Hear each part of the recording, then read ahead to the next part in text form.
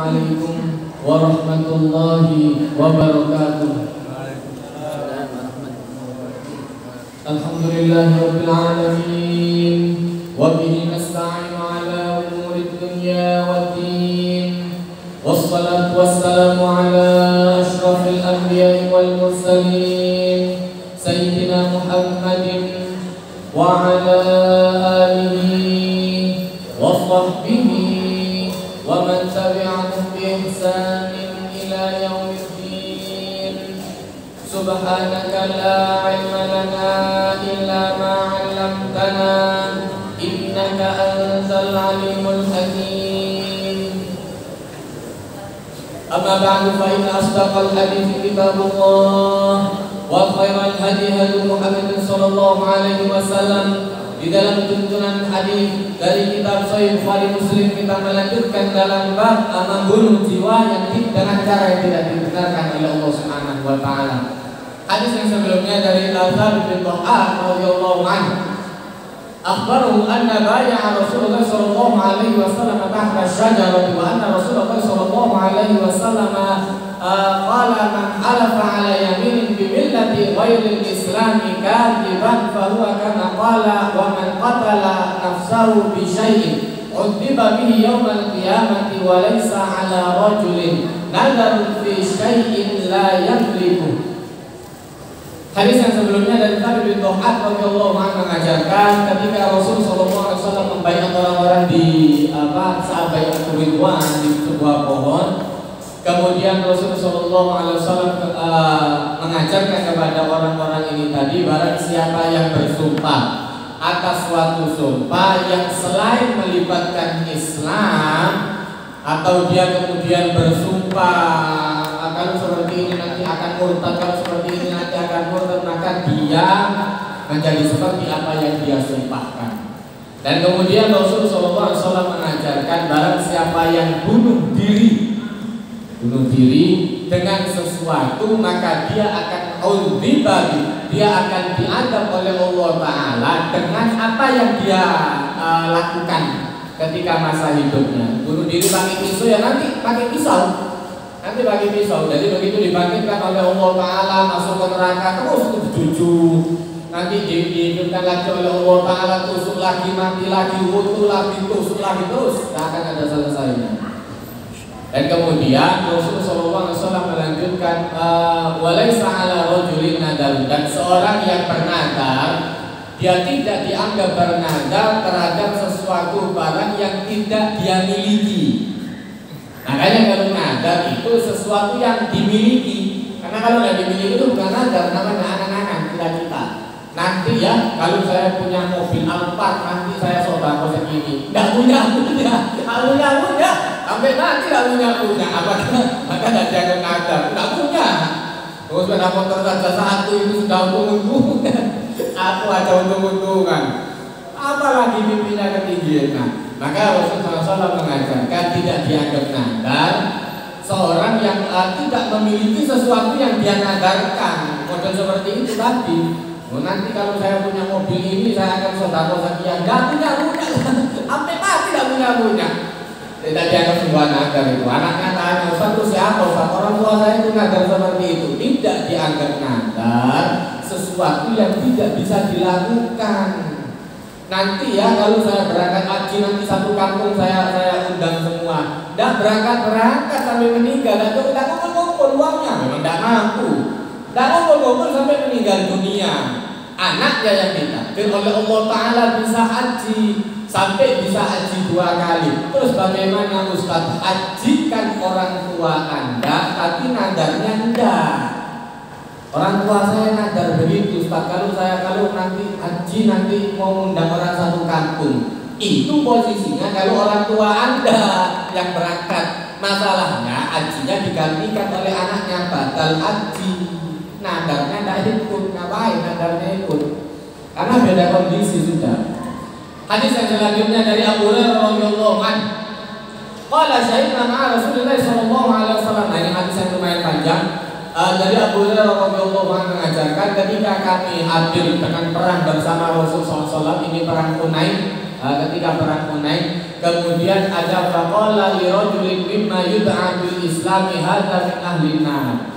Tiba-tiba Rasul sallallahu alaihi wasallam itu kelihatan ada orang yang kebasannya hebat. Dia itu bisa menghancurkan pasukan lawan itu, orang-orang kafir itu hampir habis, luar biasa. Perjuangannya keras luar biasa. Dia memporak-porandakan orang-orang kafir. Tiba-tiba Rasul sallallahu alaihi wasallam mengatakan dia itu termasuk penduduk neraka. Oh, heran sahabat. Ini orang perjuangannya luar biasa, model seperti ini kok dibilang masuk neraka oleh Rasulullah. Nah, akhirnya kemudian diikuti oleh seseorang, diikuti oleh orang yang kemudian penasaran. Nah, ketika perang Hunain terjadi, orang-orang ikut berperang dengan semangat sampai luka parah orang ini tadi. Akhirnya kemudian ada seorang sahabat datang kepada Rasulullah SAW. Kemudian Rasulullah SAW faqila ya Rasulullah, Rajulul ladzi qulta lahu anfa innahu min ahli nar. Seorang yang barusan Anda katakan dia termasuk penduduk neraka, ya. Fa innahu qatala yauma qitalan syadidan. Sesungguhnya dia membantai orang-orang kafir pada hari ini. Dia berjuang dengan perjuangan yang sangat keras luar biasa. Wa qad mata, dan dia sudah meninggal. Barusan saya lihat dia sudah meninggal. Faqala Nabi sallallahu alaihi wasallam kehilangan. Masuk neraka.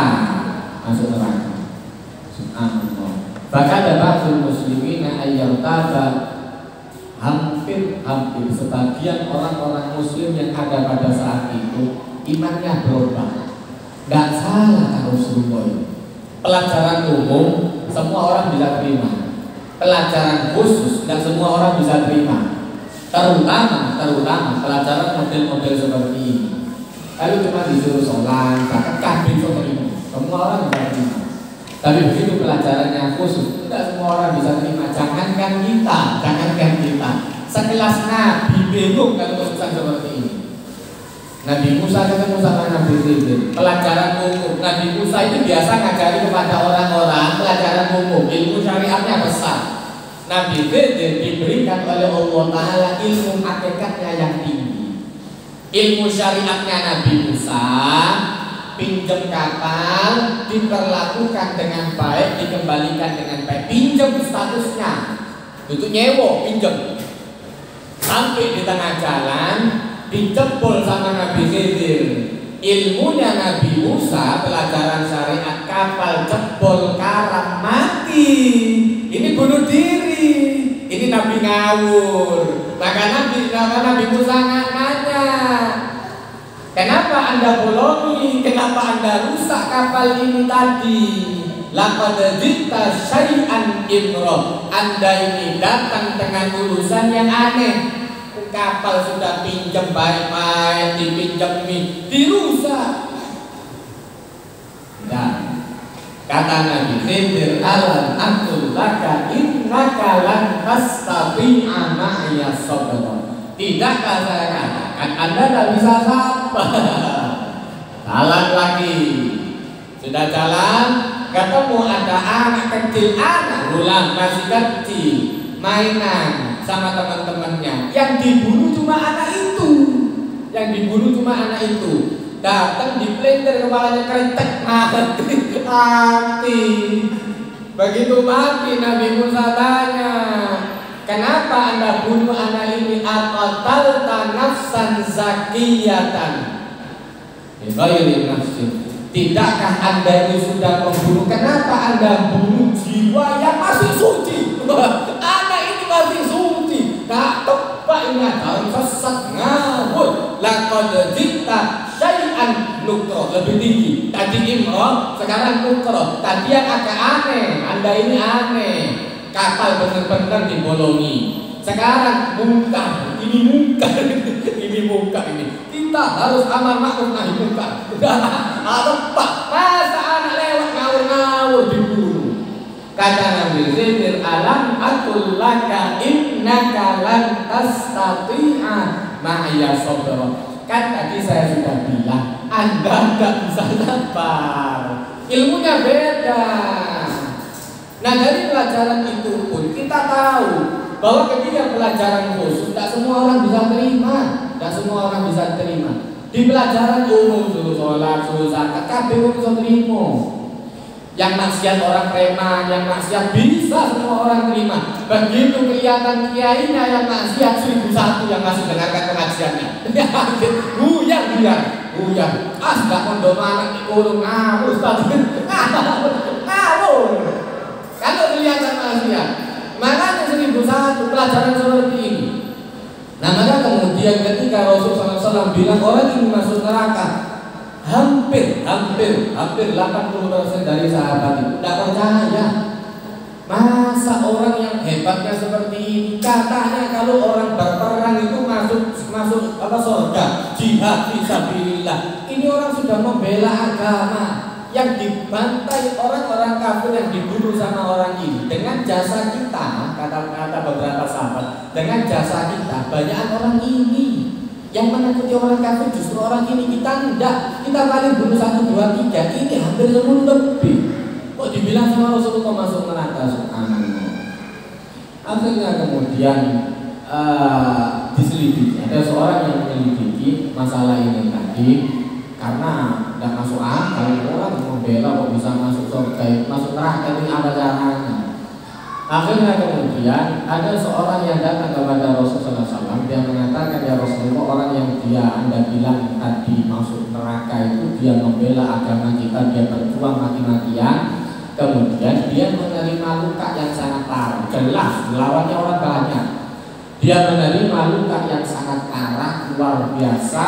Akhirnya kemudian dia tidak sabar dengan lukanya ini tadi.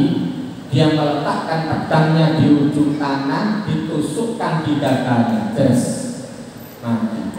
Maka Rasulullah SAW mengajarkan Allah Akbar. Faqala Rasulullah SAW Allah Akbar, asyhadu anni abdullahi wa rasuluh. Saya bersaksi, kata Rasulullah, demi Allah saya ini adalah utusan Allah Ta'ala dan Rasul. Wa ma huwa 'alal ghaibi bighani. Dan Rasulullah itu untuk masalah ghaib tidak mati. Apa yang dilihat oleh Rasulullah itu berdasarkan fakta. Kelihatan Rasulullah, oh ini orang yang katanya ada di neraka, oh ini orang yang katanya ada di surga. Tahu, belum mati sudah tahu, belum mati sudah tahu. Nah maka kemudian Rasulullah SAW kemudian memerintahkan Bilal radhiyallahu anhu untuk Bilal berseru kepada semua orang. Kemudian dipanggil oleh Rasulullah, annahu la yadkhulul jannata illa nafsun muslimun wa innallaha yu'ayyidu hadzal dina birrajulil fajir. Penting. Rasulullah SAW mengajarkan sesungguhnya tidak bisa kemudian masuk surga, tidak akan masuk surga kecuali jiwa yang betul-betul patuh kepada Allah Ta'ala. Makanya Allah Ta'ala memerintahkan Anda kalau mau mati wala tamutunna illa wa antum muslimun. Patokan paling gampang Islam. Allah Ta'ala tidak perlu sampai tingkatan iman, karena tahu Allah Ta'ala untuk jadi mukmin itu lebih sulit daripada hanya sekedar Islam. Kalau sembahyang masuk Islam, sudah masuk. Paling tak KTP di Islam, paling tak satu-satunya bisa membuktikan dia Islam adalah KTP. Mentok. Cuma kan paling tak statusnya masih Islam. Selama dia masih syahadah, selama dia masih sholat, masih puasa, masih menjalankan rukun Islam, dia tetap Islam. Dan bisa kemudian kata Rasulullah orang masuk surga kecuali hati orang yang memang diserahkan kepada Allah Ta'ala, illa nafsul muslimah, kecuali hati jiwa yang memang diserahkan kepada Allah Ta'ala, tunduk kepada Allah Ta'ala. Dan sesungguhnya wa inna Allah, dan sesungguhnya Allah Ta'ala akan meneguhkan agama ini walaupun birrajulil fajir, walaupun dengan tangan-tangan orang yang tidak tepat, dengan tangan-tangan orang yang tidak jujur imannya. Buktinya dengan itu tadi, orang yang luar biasa perjuangannya, walaupun dia masuk neraka, setidaknya Islam terbantu dengan orang ini tadi. Setidaknya Islam terbantu dengan orang ini tadi. Nah ini pun yang kemudian menjadi dasar para ulama. Kemudian kalau ada sumbangan, kecuali untuk masjid, kecuali untuk kemudian bangunan dan sebagainya, bagaimana dengan hukumnya orang yang kemudian dapat bunga dari bank, orang yang kemudian dapat sumbangan dari orang non-muslim atau dapat sumbangan dari gereja, terus siapa Ustaz? Dalilnya ini tadi, termasuk salah satunya dikiaskan. Paling enggak Islam itu terbantu dengan itu. Anda bikin untuk membenahi jalan, setiap orang muslim atau orang-orang yang lewat di sana dapat pahalanya. Orang itu dapat manfaatnya, dapat aman, nyumbang Anda, mereka dapat aman. Cuma begitu Anda kemudian jadikan jalan atau jadikan lapangan, pokoknya fasilitas umum, Anda dapat pahalanya. Cuma beda dengan untuk bangun masjid itu beda. Lalu untuk bangun masjid itu perbedaannya perbedaan para ulama itu terlalu keras di sana, terlalu khilafnya itu terlalu banyak. Lebih hati-hatinya untuk bangunan masjid jangan. Tapi untuk fasilitas umum pakai, karena gambarannya ada di sana. Anda dapat sumbangan tadi, untuk saya nggak mau. Anda berani terima uang seperti ini, Anda berani terima. Digunakan sama dia karena tidak bisa digunakan untuk kelurahan, untuk RT ini tadi tidak mau disumbang, kembali lagi ke tempat dia. Begitu kembali ke tempat dia digunakan untuk bangun bank. Kalau dosa. Karena Anda tidak mau terima, karena Anda melepaskan diri Anda dari tanggung jawab untuk merawat umat. Yang kita rawat ini umat. Ketua RT, ketua lurah, camat itu semua adalah tanggung jawab umat. Kita minta tanggung jawab umat di sini. Dan tidak boleh sembarangan untuk memutuskan itu. Nah maka Rasulullah SAW pun mengajarkan Allah Ta'ala akan menolong agama ini walaupun dengan tangan orang-orang yang fajir. Toh ketika Rasulullah SAW kemudian berperang, ketika Rasulullah SAW menceritakan Allah Ta'ala menceritakan Ghulibat Rum, dan saat nanti kemudian Romawi dari situ nanti akan ada perdebatan, akan ada permusuhan di sana. Dan subhanallah yang lebih dibela oleh Rasulullah justru yang Kristen, dibanding dengan yang dari daerah yang Persia. Masalahnya beda. Bagaimana orang yang kemudian punya Tuhan, lebih mudah untuk diatur daripada yang tidak punya Tuhan. Orang yang punya sesuatu yang ditakuti itu lebih mudah untuk ngatur daripada orang yang tidak takut segala macam. Nah itu repot ngaturnya. Makanya untuk Rasulullah itu untuk mengarahkan orang seperti Abu Bakar itu lebih mudah daripada mengarahkan orang seperti Umar. Ditantang teman-teman Rasulullah. Umar itu berkali-kali datang Rasulullah. Jadi memang lebih mudah untuk mengarahkan orang yang ada sesuatu yang ditakuti dan dia sadar dibanding dengan orang yang takut sedikitnya. Takutnya sedikit. Itu beres untuk mengarahkannya. Kalau nggak betul-betul punya power di sana, kalah menang, habis. Nah maka modelnya sama seperti itu. Hadis yang selanjutnya dari Sa'id bin Sa'id radhiyallahu anhu, anna Rasulullah sallallahu alaihi wasallam, ini menceritakan hadis yang sama, cuma dari orang yang berbeda. Kali ini dari Sa'id bin Sa'id radhiyallahu anhu mengajarkan ketika Rasulullah sallallahu alaihi wasallam berperang menghadapi orang-orang muslim bersama di perang Badar itu tadi, kemudian Rasulullah sallallahu alaihi wasallam mengumpulkan pasukannya, muncullah nama seorang sahabat yang istimewa perjuangannya. Hebat, luar biasa, dia banyak berjuang untuk Rasulullah dan para sahabatnya, dan kemudian membela Islam, membantai, membunuh orang-orang kafir, banyak, luar biasa. Maka Rasulullah SAW kemudian dikasih tahu oleh beberapa sahabat, ya Rasulullah, hari ini tidak ada orang yang lebih hebat daripada orang ini tadi. Rasulullah SAW agak heran. Kemudian Rasulullah mengingatkan, naum ahlina, hati-hati, dia itu penduduk neraka. Sahabat heran, kenapa ya Rasulullah? Diselidikilah oleh Sahal bin Sa'id ini tadi.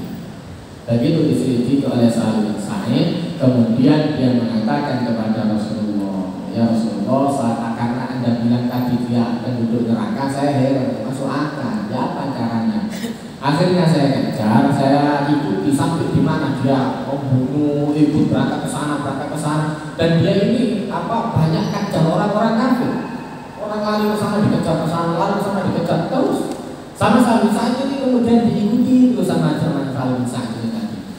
Sampailah kemudian di saat dia luka parah, akhirnya kemudian dia tidak tahan untuk menderita sakitnya itu tadi, dia meletakkan ujung pedangnya yang tajam di antara dua payudaranya itu, persis ada di tengahnya.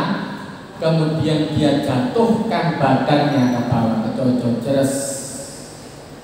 Setelah dia meninggal, kemudian dia lapor sama Rasulullah, saya bersaksi bahwa engkau adalah Rasulullah. Kenapa?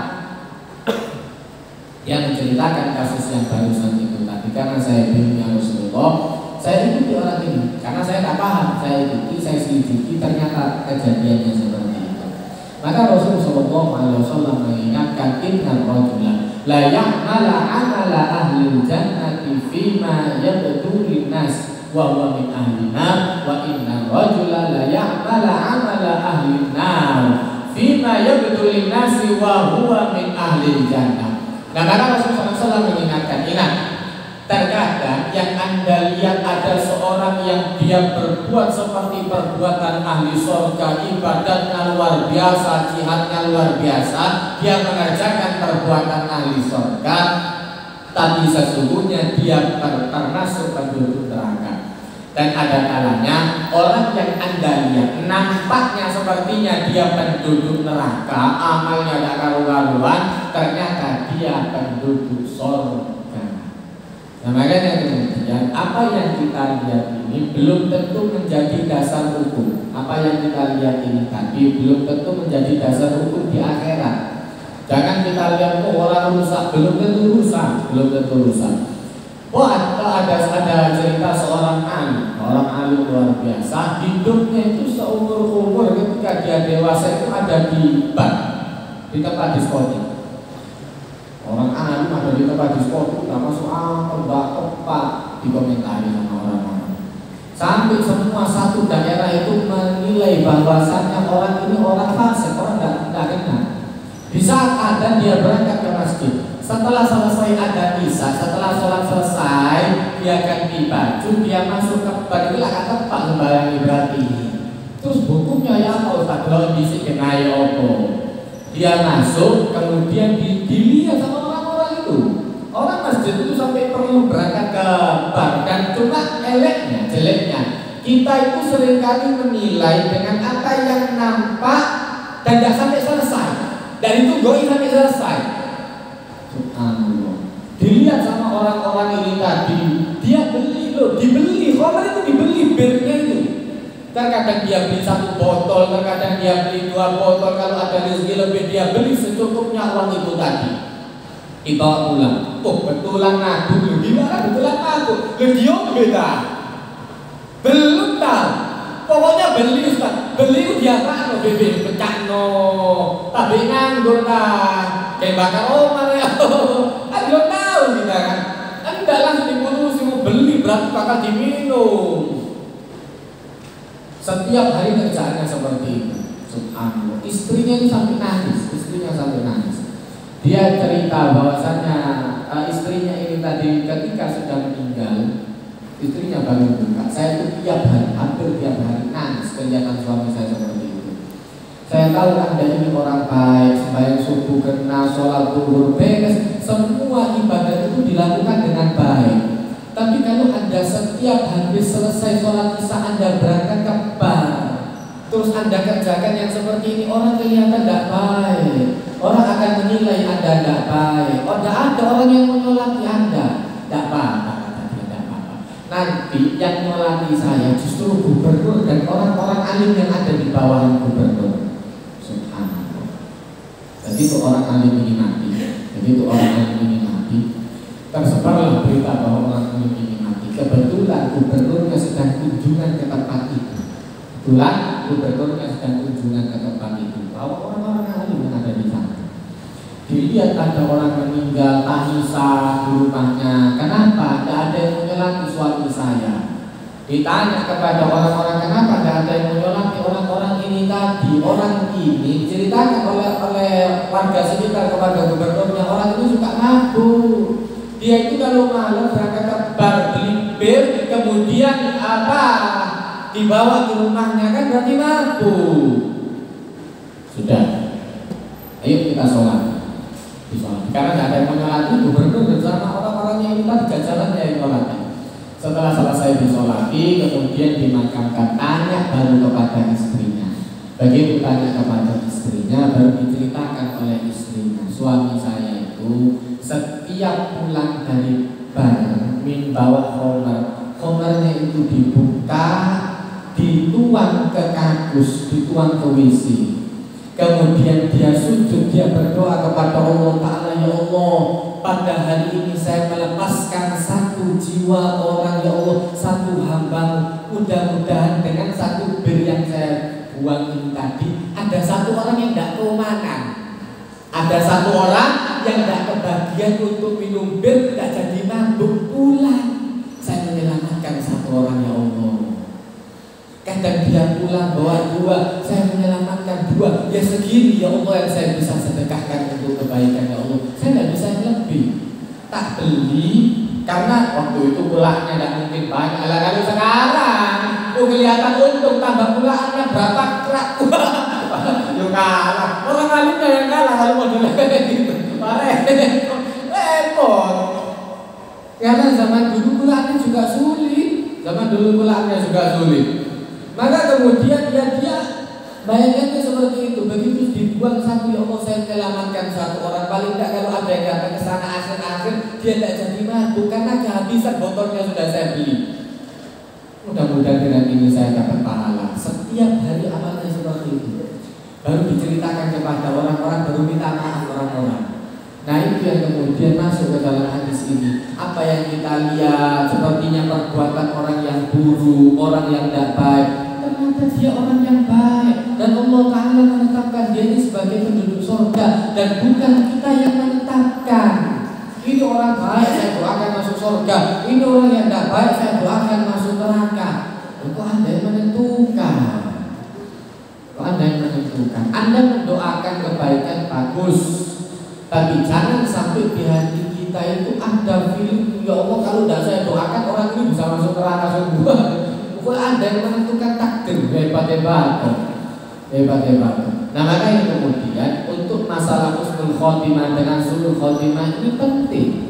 Orang kadang yang diminta itu masalah husnul khotimah. Kadang orang tidak paham, ya Allah pokoknya enak saja pokoknya. Nah ini ada kalanya untuk masalah husnul khotimah dan su'ul khotimah ini penting. Cuma suatu saat Imam Al-Ghazali itu bikin pemikiran yang berbeda, membuat pemikiran yang berbeda. Dan saya tidak percaya kata Imam Al-Ghazali suatu saat Imam Al-Ghazali itu menjelaskan, saya tidak percaya terhadap husnul khotimah dengan su'ul khotimah. Itu orang-orang alim pada masa itu. Didapatilah Imam Al-Ghazali ini tadi. Semua ulama itu sepakat ada husnul khotimah, ada su'ul khotimah. Lah kok ada itu bikin aliran baru? Nah, karena setahu saya ada husnul sabiqah dan su'ul sabiqah kan sudah ditetapkan sama Allah Ta'ala.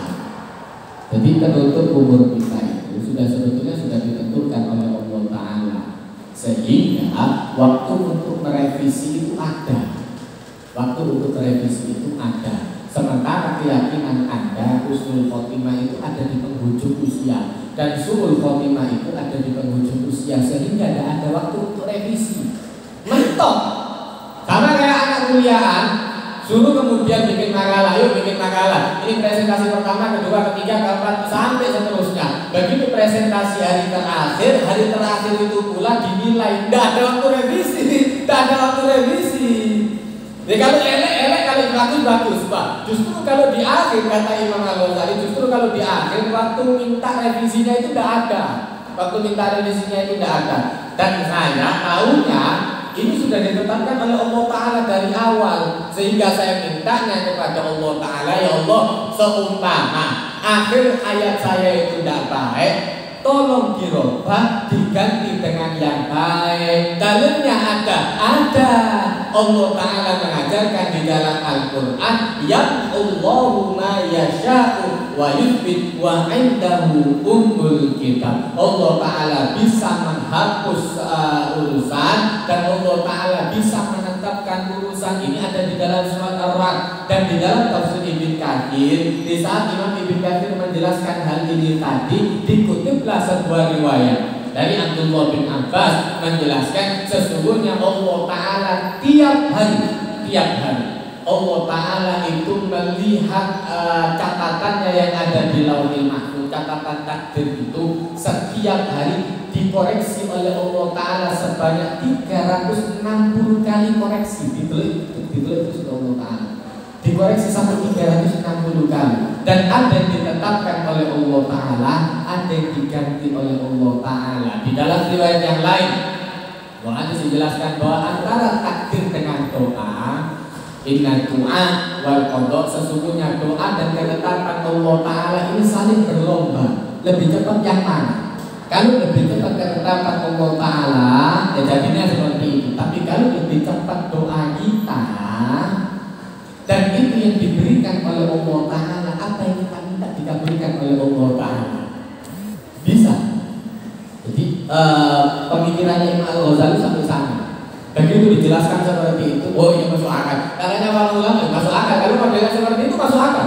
Memang betul penjelasannya Imam Al-Ghazali itu masuk akal. Karena memang kalau kita kemudian bayangkannya hanya di akhir ayat, dan kemudian tidak ada waktu untuk revisi sama sekali, ribet. Dan itu masalah takdir ini, toh Allah Ta'ala bisa mentakdirkan apapun. Dan jangan sampai orang kemudian karena hasutan husnul khotimah dengan suul khotimah yang ada di penghujung usia ini tadi, sehingga orang kalah pemikirannya sama setan. Yo sembahyang, buat apa sholat? Ada orang yang biasa mendem segala macam, tapi ketetapannya baik, akhirnya masuk surga. Kan biasa sembahyang, cocok suul khotimah, jadi bukan setan dulu. Ya di rumah loh, iya loh. Pas aku sembahyang solo pas suul khotimah, ya Allah pas mlebu neraka, pas masuk neraka ya apa? Akhirnya orang sholat itu ragu. Saya sholat buat apa ya Allah kalau masuk neraka? Lo orang sholat tanya buat apa ya Allah? Berat. Orang sholat itu mesti tanya buat apa? Anda itu diciptakan sama Allah Ta'ala, wa ma khalaqtul jinna wal insa illa liya'budun, itu ibadah. Kok bingung? Ya Allah saya sholat ini buat apa kalau masuk neraka? Nah makanya di dalam hadis ini ulama itu menjelaskan, para ulama menjelaskan, ada pun sahabat yang dikatakan oleh Rasul Sallallahu Alaihi Wasallam ini masuk neraka, bisa jadi dia masuk neraka sungguhan. Cuma setidaknya masuk nerakanya itu tidak menghilangkan status Islamnya. Maka ada kemungkinan bisa jadi suatu saat dia diangkat oleh Allah Ta'ala dari neraka, dimasukkan ke surga dengan status Islamnya. Karena setiap orang yang mengucapkan la ilaha illallah dakhalal jannah, mesti bisa masuk surga, imma transit atau tanpa transit. Artinya masuk surga dengan transit. Masuk neraka dulu, bahkan dosa sampai selesai matang baru sampai surga. Ada orang yang tanpa masuk neraka bisa. Nah makanya kemudian dengan dua model ini kita paham. Jangan sampai kita kemudian diprovokasi sama setan, buat apa saya ibadah sulit-sulit, toh tetap bakal masuk. Bisa jadi kita ditakdirkan suul khotimah. Nah, paling gampang itu cara mikirnya Imam Ghazali. Minta sama Allah Ta'ala, ya Allah saya minta husnul khotimah. Kalaupun ditakdirkan suul khotimah, ganti husnul khotimah. Beres. Jadi Allah Ta'ala bagaimanapun urusan dengan Allah Ta'ala itu lebih mudah dibanding urusan sesama manusia. Urusan dengan Allah Ta'ala itu lebih mudah dibandingkan urusan sesama manusia. Dan nanti di hari kiamat Allah Ta'ala menunjukkan hal yang seperti itu terbukti. Urusan yang sama Allah Ta'ala, ada orang yang kemudian dia datang kepada Allah Ta'ala dengan sekian macam ibadah. Dia tanya kepada Allah Ta'ala, ya Allah saya tidak pernah melakukan ibadah ini tadi. Itu semua didapatkan dari doa anak Anda. awalnya sholatnya kurang, sholat sunnahnya kurang, itu bisa ditambahin dengan doa orang, doa anak turunnya, masuk. Jadi ibadahnya itu seakan-akan banyak, padahal dia tidak melakukan. Nah, makanya saya bilang urusan dengan Allah Ta'ala itu lebih mudah untuk diselesaikan, kecuali urusan sesama manusia. Utang saya itu ditagih akhirat, ditagih lah. Sore ditagih utang. Urusan repot. Kudu betul kok ini sekarang akan tidak ada masalahnya. Rasulullah SAW menceritakan nanti semua urusan akan diselesaikan oleh Allah Ta'ala. Sampai kemudian hewan yang awalnya tidak bertanduk akan diberikan tandusan. Semua urusan itu akan ada. Dia tanya, ya Allah, anna u'addiha wa qad dhahabat dunya. Ya apa saya menyelesaikan, apa saya menempuhi utang ini tadi? Dunianya sudah habis, uang saya sudah habis. Yang dulu mungkin yang punya warung, hitungan gulanya yang harusnya 1 kilo dikurangi setengah on atau berapa. Dunia ini sudah habis, tidak ada gulanya, tidak ada garamnya, tidak ada barang-barangnya. Ada kata Allah Ta'ala itu di dalam neraka.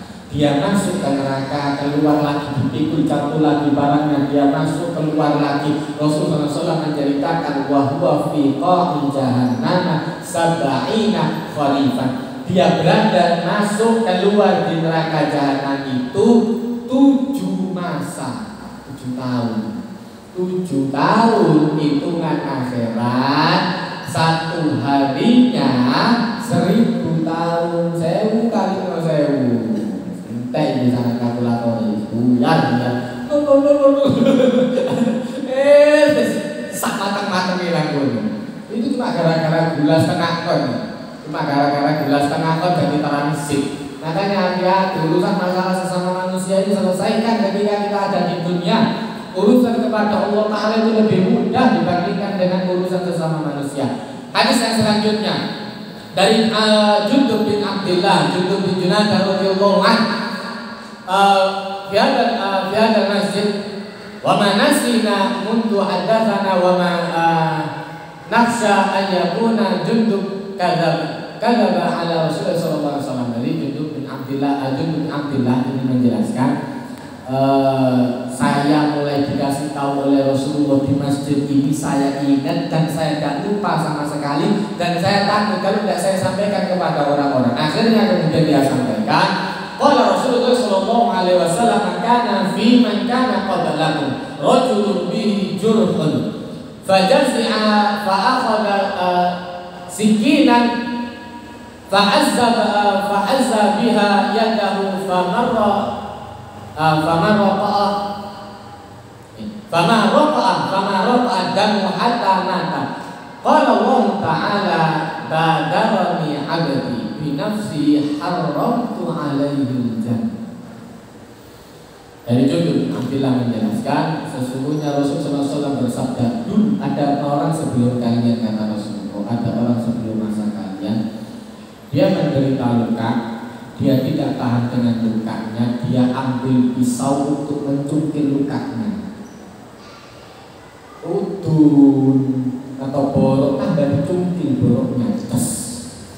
Begitu dia cungkil borok ini tadi, lukanya ini tadi, darahnya mengalir dan tidak berhenti sampai mati. Hitungannya bunuh diri. Akhirnya Allah Ta'ala mengatakan kepada para malaikat, hambaku, dia tidak sabar terhadap dirinya, dia mendahului ketetapan saya kepada dirinya, maka saya haramkan dirinya untuk masuk surga. Kalau untuk masalah bunuh diri ini hati-hati. Mudah-mudahan kita dibebaskan oleh Allah Ta'ala dan anak turun kita dari hal-hal yang model yang seperti ini. Itu namanya bunuh diri. Makanya hati-hati terhadap melakukan hal-hal yang tidak. Kalau sudah tahu berbahaya, jangan diterabas. Kalau sudah tahu bakal mati, jangan uji adrenalin yang tidak. Terus kabut, terus ngerti sana lagi itu dari malaikat maut di gunung. Berangkat kabut, persis malaikat mautnya nunggu. Apa ini? Ngarepin rumah sakit Adi Wisada, subhanallah, betul bau motor, delosok gebrak jelas. Hati, curinya pas. tepat saat waktunya tepat sudah saat waktunya. Suatu hari, dan malaikat maut itu tidak pernah kemudian keliru. Sudah dikasih oleh Allah Ta'ala alamatnya itu sudah ada, alamatnya itu sudah ada. Suatu hari di masa Nabi Sulaiman alaihissalam, Nabi Sulaiman itu mengumpulkan orang-orang. Sudah selesai, kemudian kelihatan ada satu orang yang melototi ada orang depannya ini tadi, dilototi terus.